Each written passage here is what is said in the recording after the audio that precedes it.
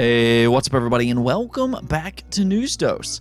So, Xbox Game Pass so far for the year of 2022 has started off very strong. We've already gotten 10 different games announced for the month of January, several of which are very exciting day one releases. We'll kind of go over those here in just a bit.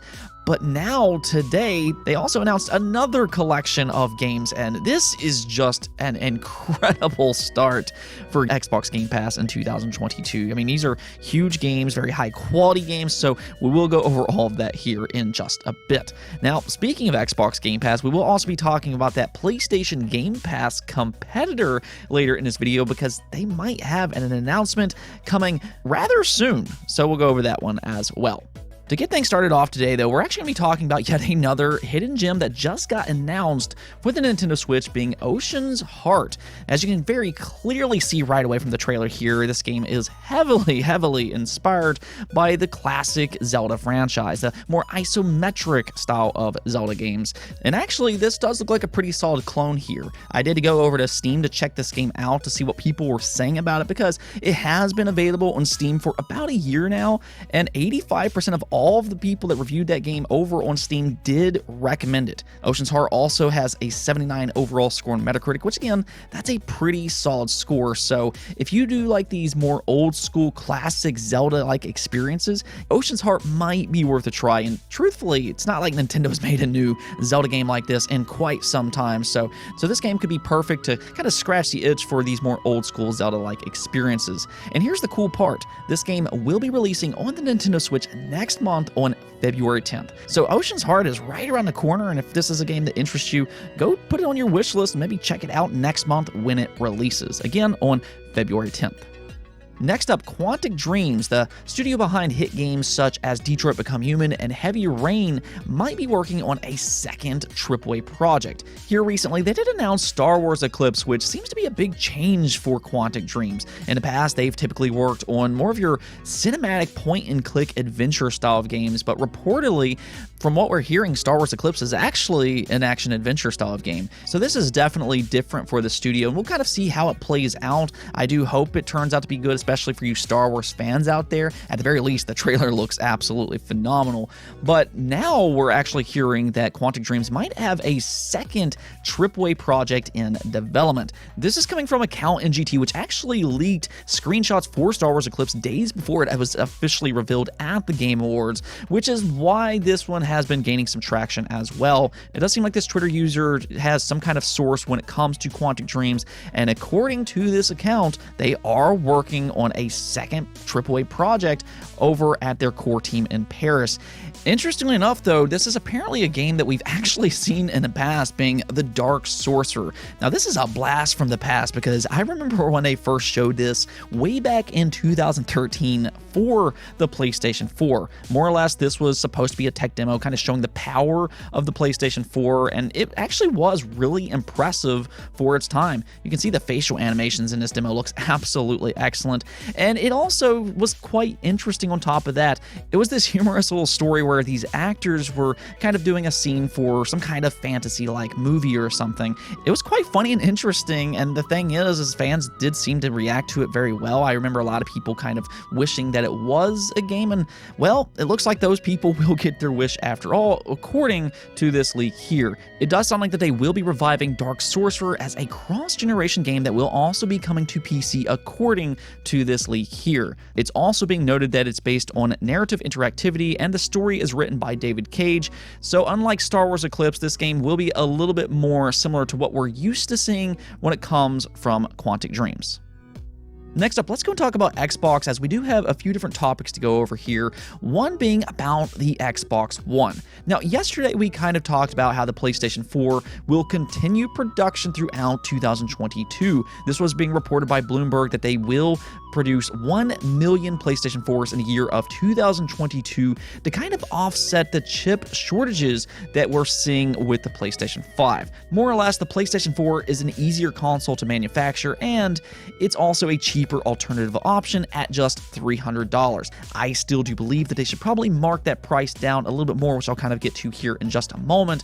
But what about Microsoft and the Xbox One? It's been a little while since I've actually seen an Xbox One in stock anywhere, and well, it's starting to make sense because Microsoft themselves, thanks to The Verge, actually confirmed that all Xbox One consoles was actually discontinued way back at the end of 2020. You can actually take a look at their statement here where they say, to focus on production of Xbox Series X and S, we stopped production for all Xbox One consoles by the end of 2020. So there you have it, the Xbox One has officially been discontinued, which does make absolute perfect sense considering Microsoft does have the Xbox Series S. The Xbox Series S easily replaced the Xbox One consoles as this is an affordable next generation option at just $300. That was the same price that the Xbox One S was going for when it was discontinued. In fact, the PlayStation 4 currently is being sold for $300. So that's where the Xbox Series S comes in. This is an extremely affordable next generation option.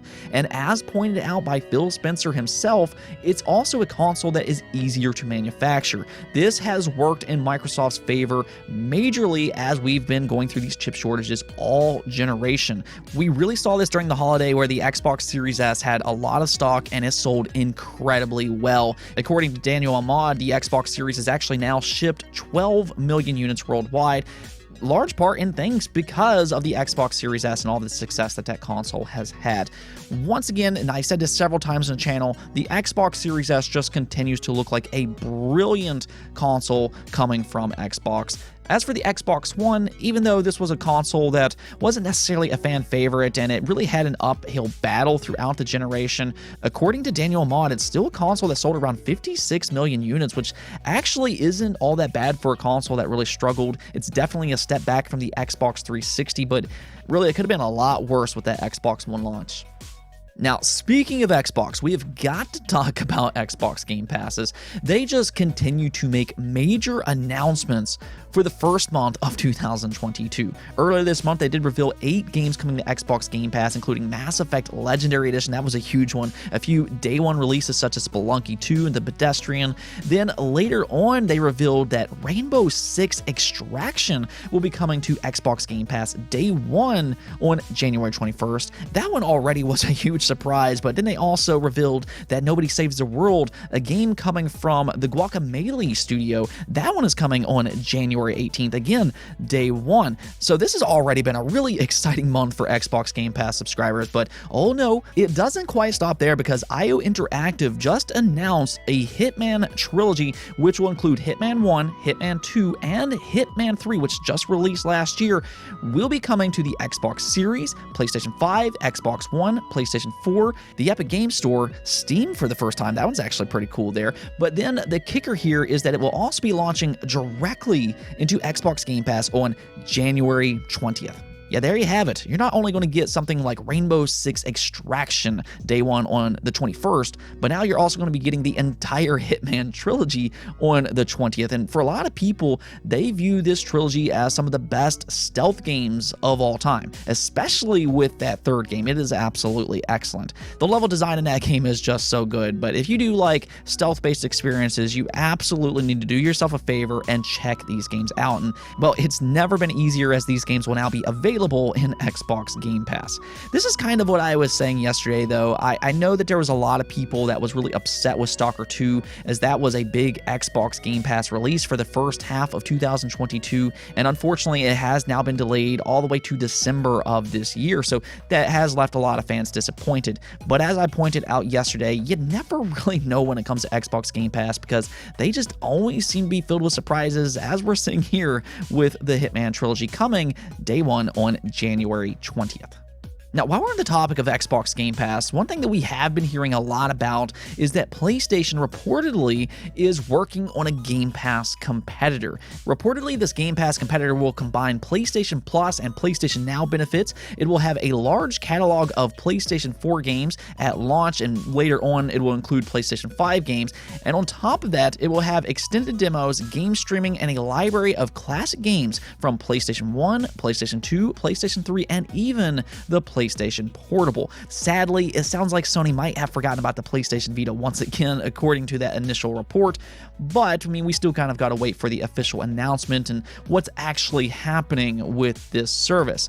And that's the thing, because it sounds like an announcement might be imminent. See, one of the things about this service is that it reportedly will be combining PlayStation Now with PlayStation Plus, and what's so interesting about that is that all of a sudden, Sony has reportedly instructed UK retailers to pull PlayStation Now cards from sale.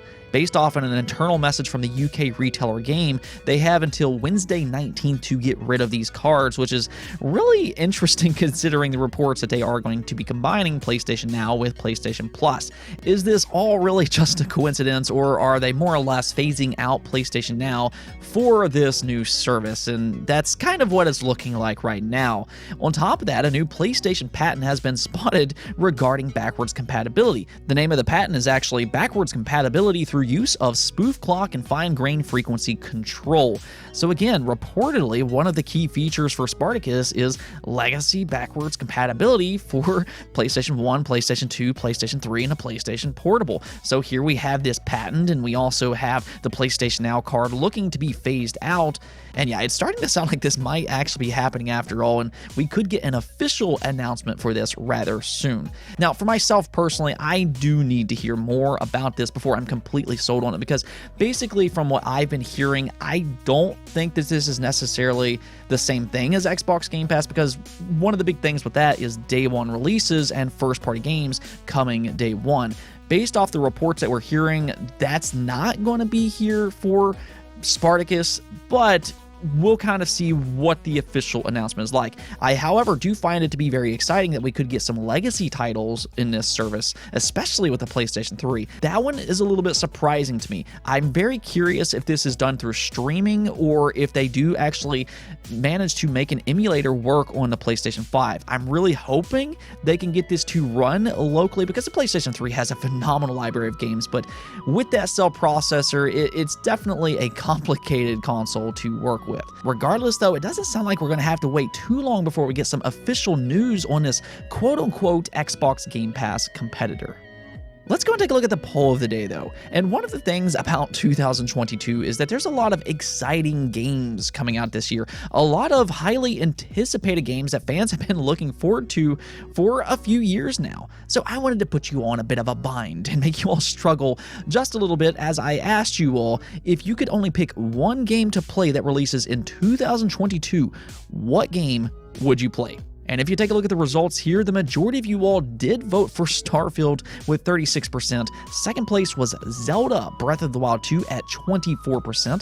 Third place was a tie between Elden Ring and God of War Ragnarok at 17% apiece. And then at the bottom, you have 6% for other. Based off the comments, I saw a number of different games, including Harry Potter, I saw King of Fighters, Tiny Tina's Wonderland, Triangle Strategy, Metal Slug Tactics, Horizon Forbidden West, and the list just kind of goes on and on. There's a lot of good-looking games that's releasing in 2022, as I said.